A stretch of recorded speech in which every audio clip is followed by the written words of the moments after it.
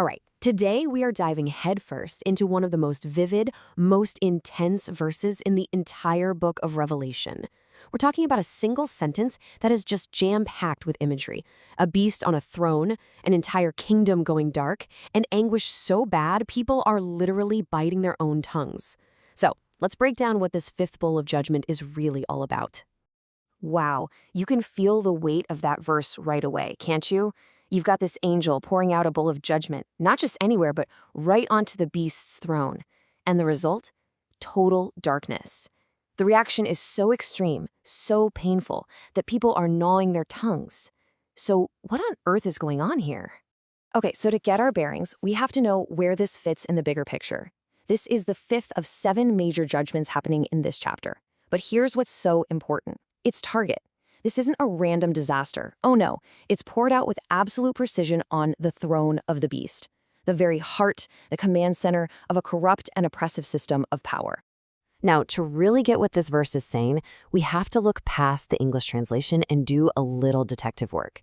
The original Greek words you see hold some major clues that unlock a much, much deeper understanding of what's being described. Let's look at the key terms. First up, we have thronos. This is the Greek word for throne. And it doesn't just mean a fancy chair, you know? It really signifies the official center of power, the seat of government, the place where all the authority is supposed to come from. It's the capital, the headquarters. Next, we've got the therion, which we translate as beast or wild animal. Now, throughout the book of Revelation, this word is almost always symbolic. We're not talking about a literal monster. It represents a deceptive, oppressive, and totally corrupt system of power. Think of a political empire or even a corrupted religious authority. So what happens when you put thronos and therion together? You get the throne of the beast. But here's the thing, this isn't a legitimate throne.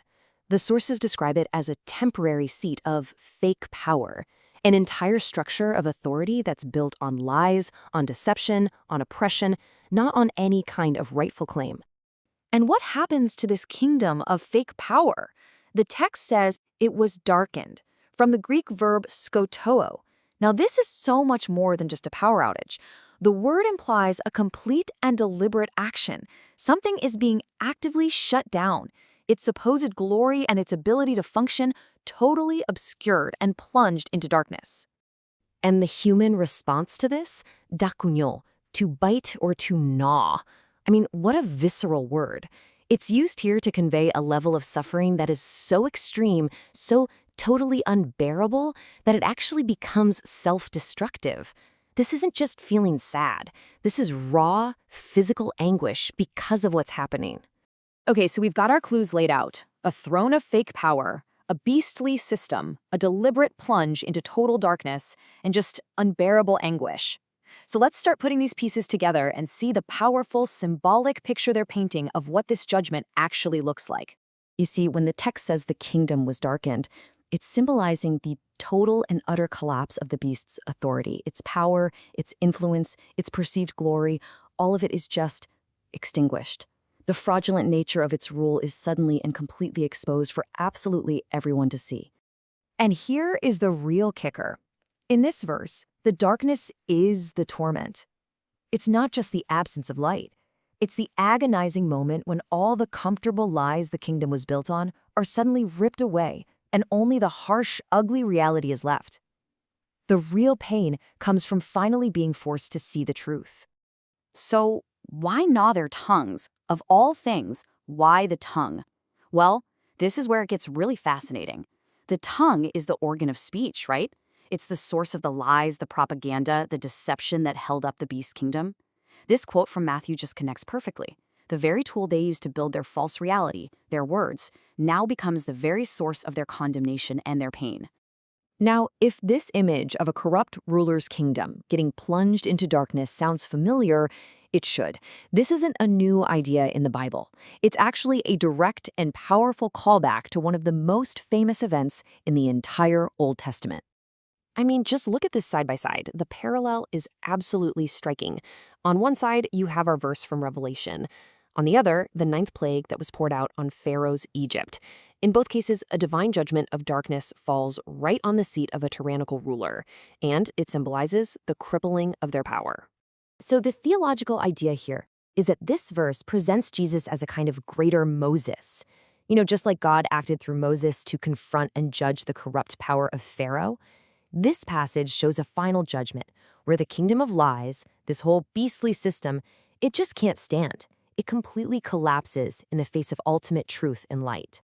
So let's zoom out. What's the big picture here? What is this ancient symbolic verse ultimately telling us about how power, deception, and justice really work? Let's quickly summarize the crucial points. Okay, so first, the target. It's not just any government. It's aimed specifically at corrupt authority systems that could be religious or political that abuse their power. Second, the outcome. The inevitable collapse of any kingdom that's built on a foundation of lies. And finally, the human response. It's one of extreme anguish, but, and this is key, there's no mention of repentance. The pain is there, but a change of heart is not. Now, for the final and maybe the most challenging point that the sources bring up. This judgment isn't necessarily aimed at the outside world first. This quote from 1 Peter suggests that judgment begins with those who claim to represent God. The throne of the beast, then, can be interpreted as any system, even a religious one that has become infiltrated by deception and corruption. And that leaves us with a pretty provocative thought to end on. If this ancient text is describing a judgment that exposes any system, political or religious, that is built on lies instead of truth, what does that mean for us today?